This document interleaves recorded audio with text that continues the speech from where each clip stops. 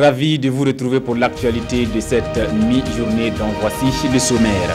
Sévèrement touché par les balles assassines des terroristes mi-janvier 2016, Cappuccino renaît de ses cendres. Ce café-restaurant a repris service hier à 19h30. Un retour à la vie solennellement salué.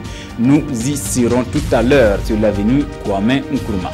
À suivre également dans cette édition la bonne entame des 11 nationales des éliminatoires de la CAN Cameroun 2019. Les étalons ont battu les Palancas Negras, c'était hier au stade du 4 août. Et puis l'actualité internationale nous conduira en Libye où un groupe armé annonce avoir libéré Saïf al-Islam, le fils cadet de Muammar Kadhafi. Il était pourtant condamné à mort. Voilà qui fait la une, mesdames et messieurs. Bienvenue au 13h de la télévision du Burkina. C'est triste d'y penser. L'attaque terroriste qui a fait 30 morts et de nombreux dégâts matériels a sévèrement paralysé le café-restaurant Cappuccino. 18 mois après ce drame, Cappuccino reprend du service et pour sa réouverture hier soir, plusieurs membres du gouvernement, des diplomates et des clients, tous étaient aux côtés du promoteur. Sié Dilaré-Yen, Zubaviel Dabiré, reportage. Une coupure de ruban et le café-restaurant Cappuccino renaît de ses cendres 18 mois après avoir été la cible d'attaques terroristes. Des attaques qui en son temps avaient causé la mort d'une trentaine de personnes, occasionné des dizaines de blessés et d'énormes dégâts matériels.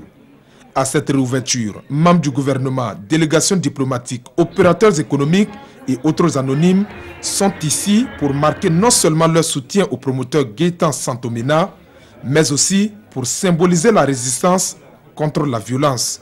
Nous voulons dire que cette réouverture symbolise la détermination à réussir dans un Burkina Faso en paix, dans un Burkina Faso débarrassé de toutes les haines et de toutes les violences absurdes et inutiles. Moi je suis extrêmement content. Déjà à titre personnel, parce que le Cappuccino c'est un de mes restaurants préférés à Ouagadougou, donc je venais souvent et je vais revenir très souvent, donc à titre personnel je suis très content. Mais surtout pour le symbole, je trouve ça magnifique, je trouve que c'est un message incroyable qui est envoyé à tout le monde, qui est envoyé aux terroristes et puis surtout qui est envoyé à la population burkinabé. Ce soir c'était pour nous une obligation de venir communier avec tout le monde, en tout cas ce jour-là, et nous rappeler de ce qui s'est passé et des personnes qui ne sont plus là. Se rappeler de leur mémoire et en tout cas dire que nous n'allons pas nous résigner. Nous allons supporter le promoteur. Si les montants de cette rénovation ne sont pas communiqués à la presse, la nouvelle bâtisse, elle, présente un dispositif sécuritaire assez remarquable. Une balise dressée sur la terrasse du restaurant et un service de sécurité pluridisciplinaire. Du point de vue sécuritaire, on a travaillé avec les pompiers de Paris.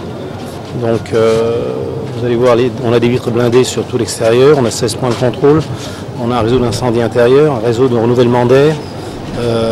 On aurait construit un établissement à Paris ou à Rome ou à Milan, on serait dans l'aile nord. C'est une résistance parce que je le dois à mes enfants, je le dois à ma famille, je le dois à tous ceux qui sont partis. Accepter, ce serait pas leur rendre hommage. Je dirais que s'ils sont partis au jour d'aujourd'hui dans cet établissement, je leur dois un minimum de continuité et c'est pour ça que ça a été fait. Cette soirée marque la reprise des activités à Cappuccino et ce sont une centaine de personnes qui retrouvent leurs emplois. L'ouverture officielle du café-restaurant aura lieu ce vendredi 15 juin 2017 à 19h30, heure d'attaque mais aussi heure de renaissance du Cappuccino selon son promoteur. Sport, football, vous l'avez certainement suivi sur nos antennes. Victoire à domicile des étalons hier au stade du 4 août. 3-1 face aux Palancas Negras, un match comptant pour les éliminatoires de la CAN Cameroun 2019. Grâce au doublé de Aristide Bansé et du but de Bertrand Traoré, le Burkina se hisse à la tête de la poule I. Retour sur les temps forts de cette confrontation Burkina-Angola avec Mahamadi Wena. Ce match de rentrée n'a pas été des plus aisés pour les étalons du Burkina. Le score de 3-1 est 7 éloquent, mais Charles Kaboré et ses camarades ont eu du fil à retordre devant une équipe en reconstruction, mais nullement complexée des Palancas Negras. L'entame est timide côté burkinabé, mais les étalons trouvent tout de même le chemin des buts angolais à la 21e minute. Aristide Bansé sur cet excellent coup de pied arrêté de Razak Traoré ne laisse aucune chance à Gelson Barros. 1-0 pour les Burkinabés qui exultent. Un peu trop d'ailleurs. Les Palancas Negras profitent de ce moment de déconcentration des étalons pour remettre les pendules à l'heure à la 22e minute par Jancito Dalla. Tout est à refaire pour les étalons qui doivent compter avec des Palancas Negras mis en confiance par ce but égalisateur. Sur cette ouverture de Blati Touré à la 41e minute, Présus Nakoulman est déséquilibré par le gardien de but angolais. L'arbitre égyptien Mohamed El Bana accorde le pénalty aux étalons. Aristide Bansé s'en charge et redonne l'avantage aux Burkinabés qui retourne au vestiaire avec ce score de 2-1. De retour sur le terrain, les Palancas Negras sont plus mordantes. Manuel Afonso et Nelson Dalouse créent toutes les misères à la défense burkinabé, qui ne doit son salut qu'à la classe de Hervé Kofi Kwaku. La menace angolaise, les étalons ont des ressources et ils parviennent à inscrire le 3e but sur cette action, orchestré par le capitaine Charles Kaboré. Bertrand Traoré bien lancé bat Gerson Barros pour la 3e fois. Autre point de l'actualité, comment les mamans salariées arrivent à concilier allaitement maternel exclusif et boulot. Pas toujours évident avec les distances à parcourir à Ouagadougou pour rejoindre le nourrisson. Les crèches faisant défaut dans la plupart de leurs lieux de travail. Nongbakouda, Zalisa Sanfo, reportage. Larissa Tiendrebeougou est mère d'un bébé. Les vertus de l'allaitement maternel exclusif n'ont pas de secret pour elle, qui est journaliste. Elle sensibilise même les auditeurs de Radio Burkina sur les bienfaits de l'allaitement maternel exclusif. Mais quand vient le temps pour elle de le pratiquer, c'est une équation presque impossible à résoudre. C'est difficile de pratiquer l'allaitement maternel exclusif comme on nous le conseille actuellement. 3 mois après l'accouchement, tu reprends le service. Aujourd'hui, je suis chef d'édition, je suis là depuis le matin. Je suis libre qu'après le 13h, donc à 13h30. Ce temps de pause là, c'est seulement 2 heures, de 13h à 15h. Les 2 heures de pause là, si tu es loin du service, tu ne peux pas rentrer allaiter ton enfant et puis revenir. À 15h, là, il faut reprendre, commencer à préparer les 19h et les flashs, les bulletins jusqu'à 18h et le 19h. Donc, c'est carrément après le 19h que je suis libre. Le cas de Larissa est loin d'être une exception. Même pour celles qui ont des heures assez classiques, concilier allaitement maternel exclusif et boulot n'est pas du tout évident.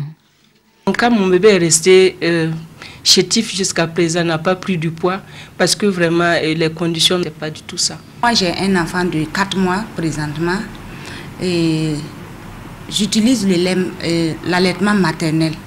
Mais le matin, quand je me lève, je tire le lait et je mets dans des biberons. Le lait, quand ça sort directement du sein à la bouche de l'enfant, il y a moins de problèmes par rapport quand on met dans les biberons et puis l'enfant après il va nous donner. Pour toutes celles qui ont tenté l'expérience d'allaiter leur enfant uniquement au sein jusqu'à l'âge de 6 mois, le bébé a vite fait d'informer tout le quartier de l'absence assez prolongée chaque jour de sa mère.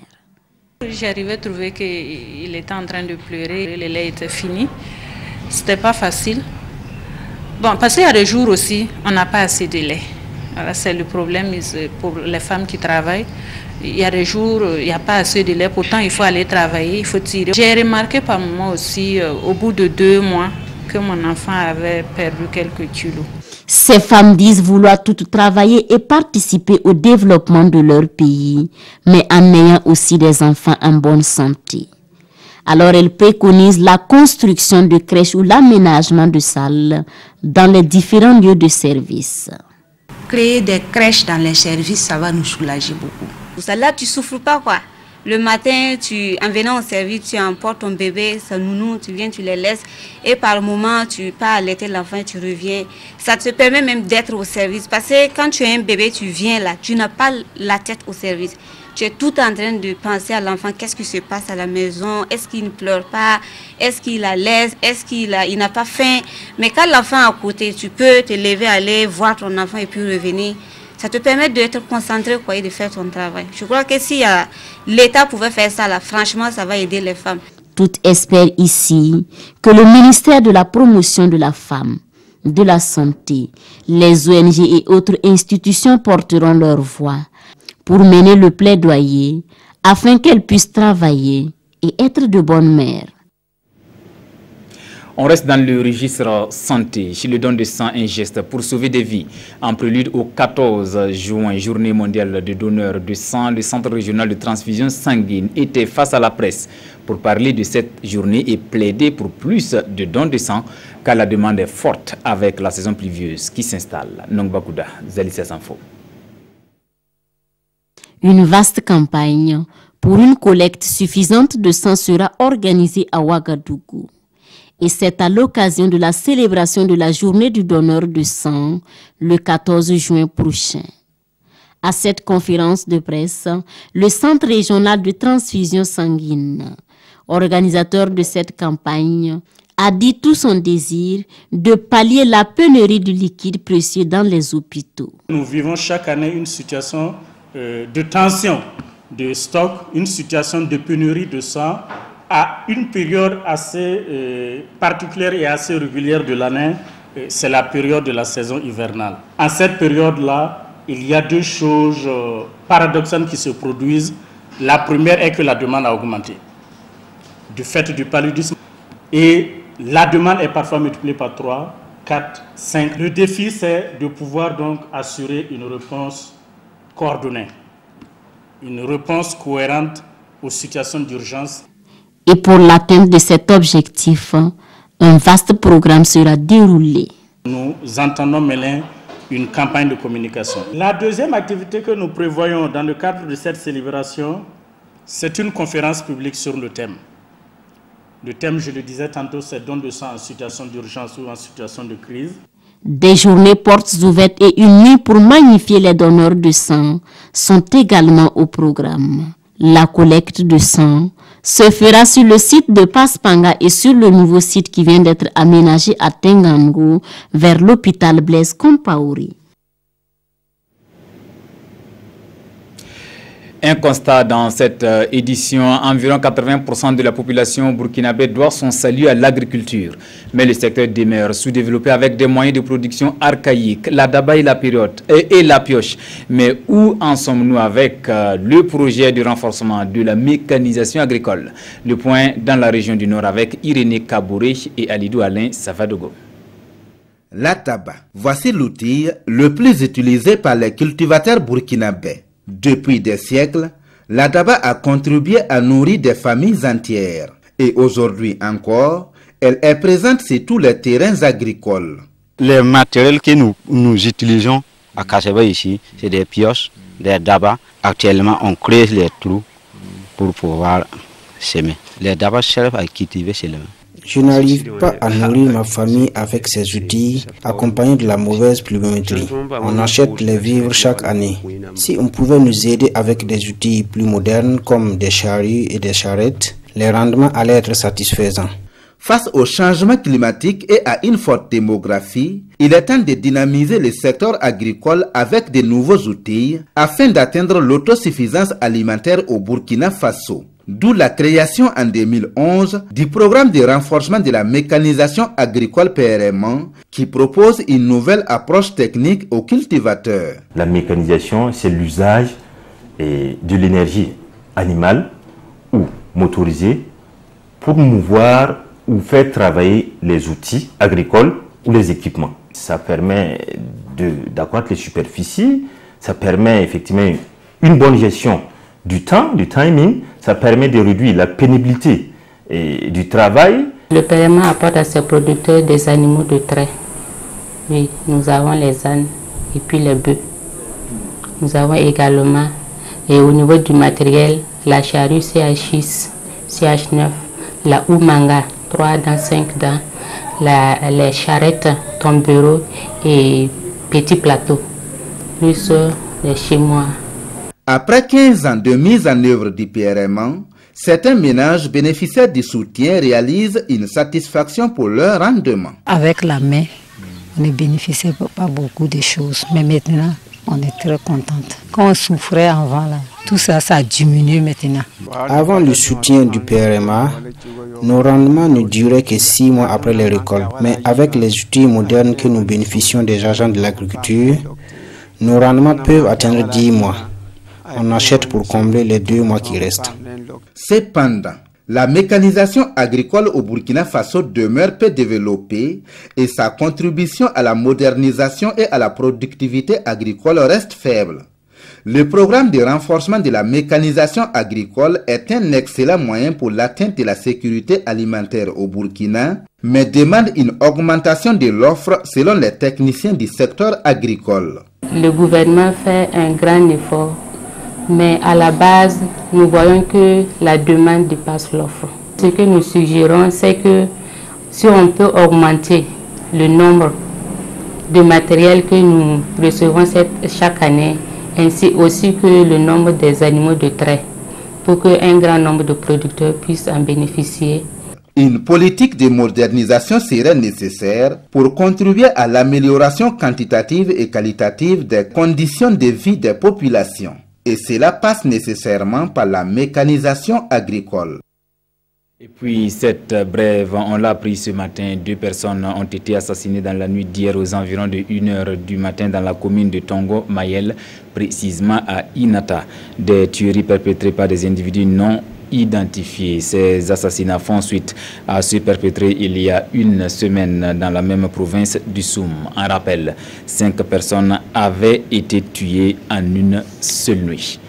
Cap sur Fada dans la région de l'Est où les promoteurs de l'agence de formation et d'ingénierie pour le développement rural autogéré se penchent sur la lutte contre la dégradation accrue des terres, un phénomène qui réduit les productions agricoles. IFRIDRA veut donc avec le soutien de l'ambassade du Japon procéder à la régénération des terres dégradées et préserver l'environnement. Compte rendu signé Alassane Kendrbego et Mahamadou Ouedraogo.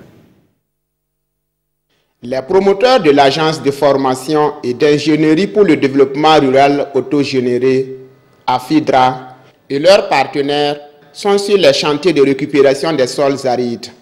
À travers cette nouvelle technique agroécologique dénommée synécoculture, ils entendent faire face à la dégradation des terres et à l'insécurité alimentaire au Burkina Faso et dans les autres pays africains.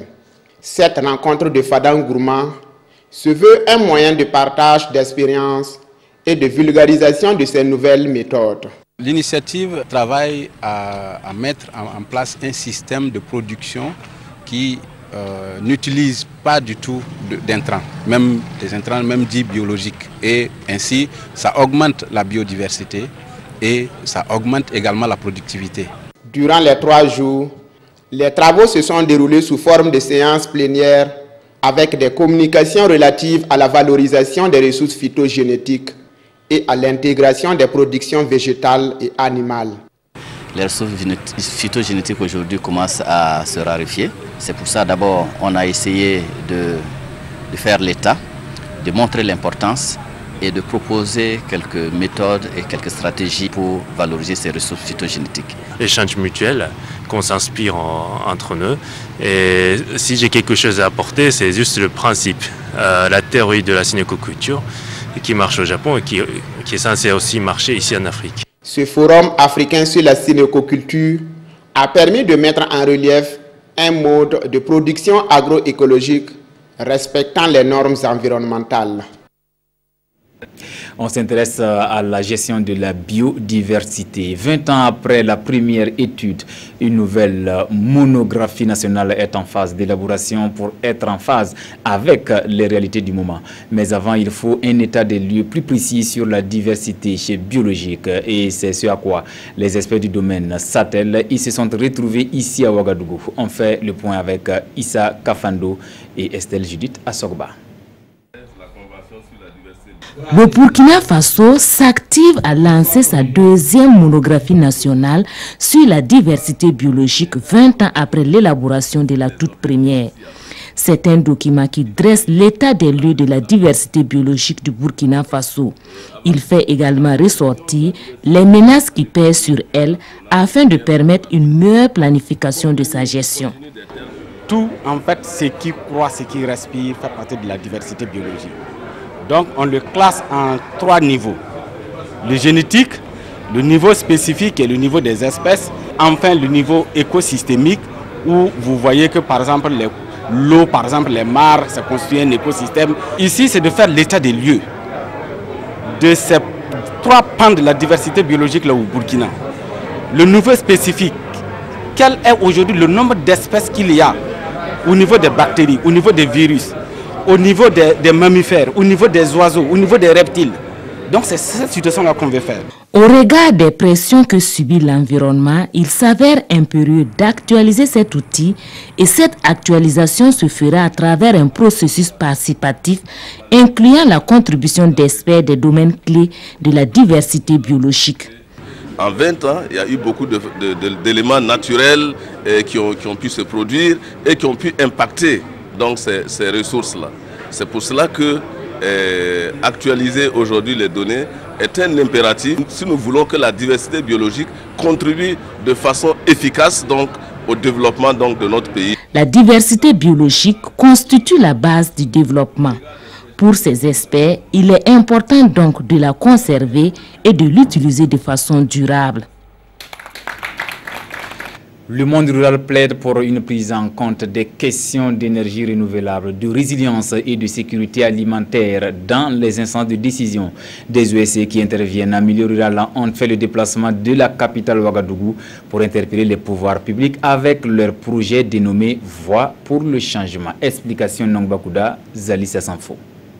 Ici réunis, des acteurs de la société civile discutent d'un projet de plaidoyer auprès du public et des décideurs en particulier. Il s'agit d'actions de plaidoyer basées sur des preuves tangibles afin de mobiliser l'opinion en faveur de quelques sujets préoccupants pour le monde rural. Ces sujets sont la sécurité alimentaire et nutritionnelle, la résilience et les énergies renouvelables. L'initiative est soutenue par l'Organisation néerlandaise de développement SNV à travers son programme Voix pour le changement. Nous passons dans ce programme pour voir le changement.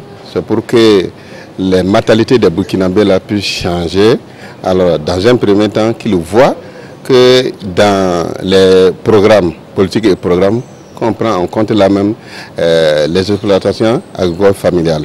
Pour qu'au niveau du gouvernement, pour qu'on puisse prendre tous ces éléments de la production, du financement, que le gouvernement puisse prendre ça en compte. C'est pour créer un environnement favorable. Et cet environnement favorable va permettre plus de financement dans le secteur agricole et dans le secteur de l'énergie renouvelable à créer des centres de formation.